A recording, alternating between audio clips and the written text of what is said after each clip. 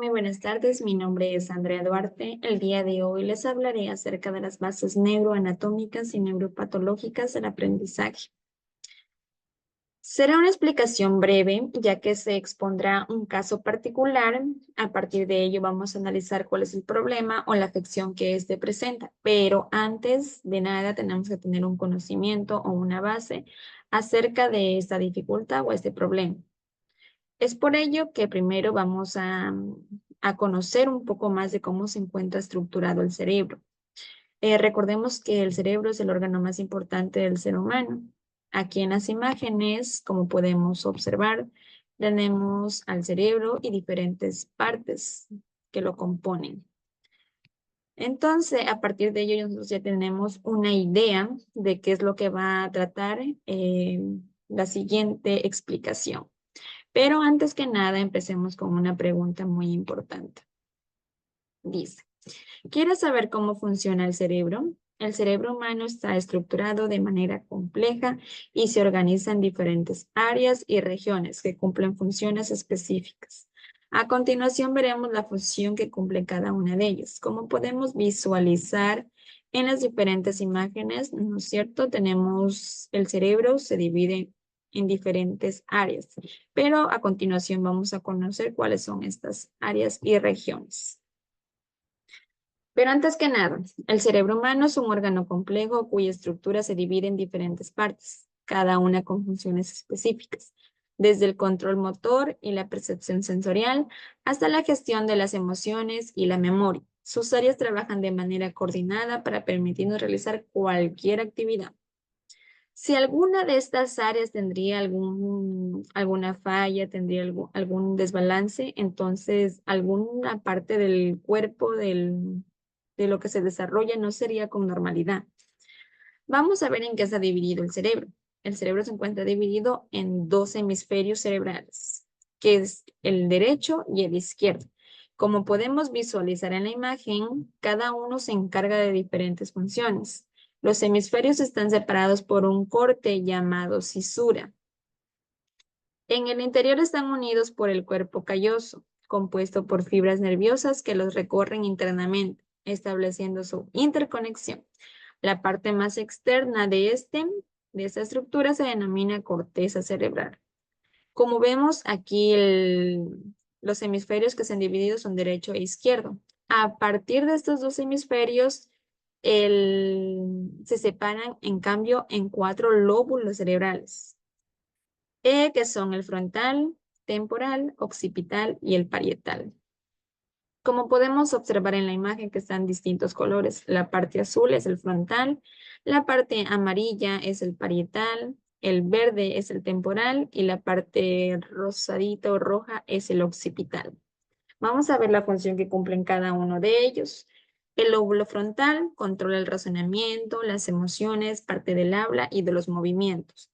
El lóbulo parietal controla las sensaciones del contacto, el dolor, la temperatura y partes del habla. El lóbulo temporal controla la memoria, el sentido del oído y partes del habla. Lóbulo occipital controla la visión. Y es que todos estos de aquí tienen que estar conectados para que el ser humano pueda desarrollarse correctamente.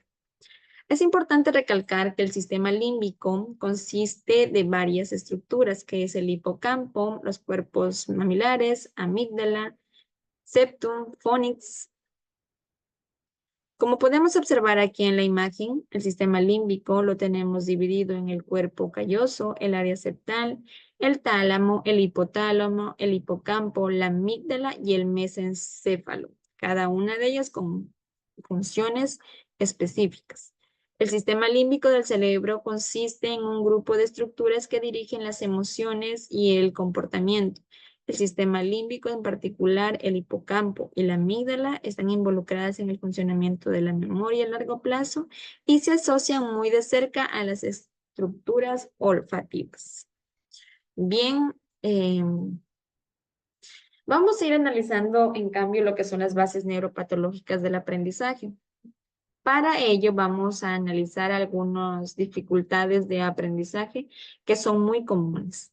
Tenemos lo que es la dislexia, la base en psicopatología de la dislexia, la base en psicopatología de la disgrafía, la base en psicopatología de la discalculia y la última base en psicopatología del TDAH. Bien, como primer punto tenemos lo que es la dislexia. La dislexia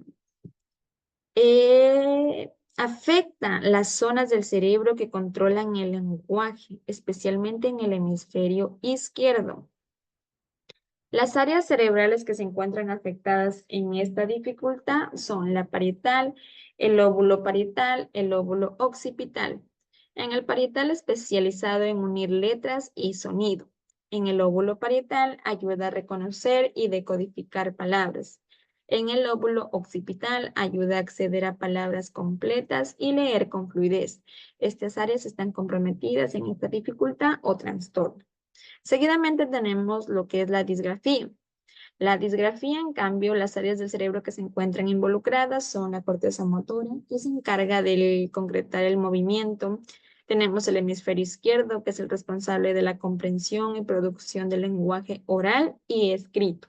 Tenemos el hemisferio derecho, que posee capacidades lingüísticas y es importante para los aspectos espaciales y la visión global de la palabra escrita. Tenemos también el hipocampo, que ya lo habíamos visto anteriormente, que son esenciales para los aspectos relacionados con la memoria. En cuanto a la discalculia, en cambio, esta dificultad está relacionada con las matemáticas. La discalculia afecta al lóbulo parietal, frontal y otras áreas del cerebro. Recordemos que el lóbulo parietal está encargado del razonamiento numérico. Representa cantidades y relaciones entre ellas, codifica verbalmente los números, el lóbulo frontal que se encarga de la memoria, el trabajo, organizar y planificar los pasos de la tarea y comprobar y corregir los errores. Finalmente tenemos el TDAH. El TDAH, el trastorno por déficit de atención con hiperactividad, afecta varias áreas del cerebro, como es el lóbulo frontal, la corteza prefrontal, el cuerpo estriado y los ganglios basales.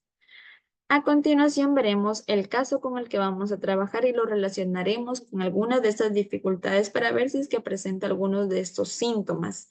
Entonces, para saber cuál es la dificultad que presenta esta niña. Les voy a dar lectura para conocer más sobre este caso, para que podamos ir viendo cada uno de los síntomas que presenta.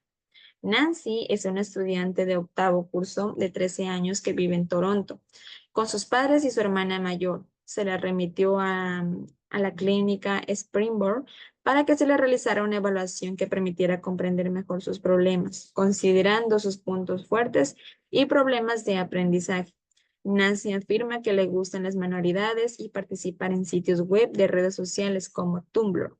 A veces experimenta fluctuaciones del estado de ánimo e irritabilidad, y la frustración tienden a estar relacionados con su tristeza. Dibujar, escuchar música y nadar le ayudará a relajarse. Desde que empezó a ir a la escuela, Nancy ha tenido dificultades para terminar las tareas escolares, falta de atención y distracción, desorganización, impulsividad y fluctuaciones en el estado de ánimo. Aquí ya podemos tener en cuenta algunos síntomas de los que presenta Nancy. Los profesores de Nancy la describen como una estudiante trabajadora, cooperativa, pero indican que las tareas escolares han sido un problema. También señalan que es una lectora muy reacia y que ha obtenido sistemáticamente puntuaciones inferiores a la media en comprensión lectora y lectura, por debajo de la media en las pruebas de comprensión lectora y vocabulario. Las pruebas psicopedagógicas indican capacidades cognitivas medias. Nancy afirma que tiene dificultades para cumplir expectativas en casa y en la escuela, completar el trabajo académico y comunicarse eficazmente con otras personas que no comparten sus intereses académicos y comunicarse eficazmente con otras personas que no comparten sus intereses. Sus padres señalan que Nancy tiene dificultades para hacer nuevas amistades y asumir riesgos. Anhela que le inviten, pero no quiere dar el primer paso. Tiene continuas dificultades para dormir, sobre todo para rutinas nocturnas. Nancy dice sentirse nerviosa cuando va al colegio por las presentaciones y los deberes. Describe que odia la escuela y dificultades para terminar sus tareas a tiempo porque nunca puede concentrarse. Sus padres señalan su preocupación por su imagen corporal negativa y su autoconcepto. Hay antecedentes familiares de alcoholismo, inestabilidad en las relaciones conyugales y posible TDAH.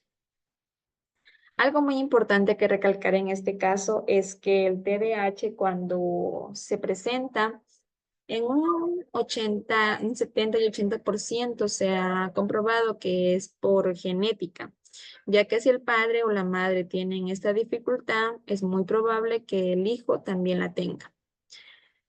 Entonces, para conocer más sobre este caso, como ya vimos algunos de los síntomas que presentaban aquí, vamos a responder algunas preguntas.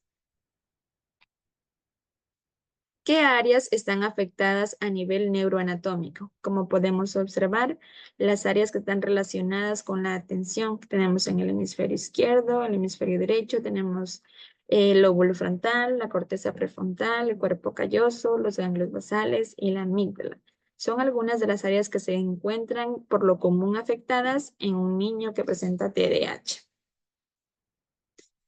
A ver, estos retrasos en el desarrollo ocurren en partes del sistema de autocontrol del cerebro. Esto incluye estructuras que juegan un papel importante en el control emocional y en la habilidad llamada memoria funcional. Las estructuras del cerebro necesitan trabajar juntas para hacer cosas como cambiar de la atención, leer o escribir. El TDAH también afecta a otras rutas como la red frontoparietal. Esta juega un papel clave en la toma de decisiones y el aprendizaje de nuevas tareas. Son algunas características que se mencionaron en el caso. Seguidamente tenemos qué exámenes complementarios se aplicaría para la exploración a nivel neuroanatómico. No existe un examen específico para detectar esta dificultad, pero se puede aplicar un examen físico o neurológico, un examen de neuroimagen, escala de Valderby, escala de Cornell, una entrevista, un electroencefalograma y también resonancia magnética. En cuanto a las escalas, las mismas que llevan el nombre de los autores, quienes las crearon, son una serie de preguntas que hablan determinadas, son una serie de preguntas que nos ayudarán a entender el caso de cada niño. Tenemos que ver en estas preguntas, nos ayuda a determinar qué área está afectada y cuál es el progreso de esta dificultad. Siguiente pregunta. Si la sintomatología ha sido de forma progresiva, ¿qué otra sintomatología podría presentar de acuerdo al área afectada a nivel neuroanatómico en el transcurso del tiempo? Por lo común sufren de ansiedad, depresión y trastornos del sueño. Son los síntomas que mayormente van a perdurar durante el crecimiento de la persona. Obviamente, si es tratado a tiempo, estos síntomas no pueden ser tan altos, tan graves, pueden ser un poquito menores. Y finalmente tenemos esta pregunta. De acuerdo a la sintomatología, ¿qué diagnóstico asignaría? El trastorno por déficit de atención e hiperactividad, TDAH, ya que vimos en el caso algunas características que mencionamos en el trastorno de déficit de atención, que por lo general son muy comunes. Termino esta explicación con esta frase, la cual dice, no te alteres sino aprendo rápido y edúcame con paciencia y cariño, porque mi mente no funciona como la tuya. Gracias por su atención.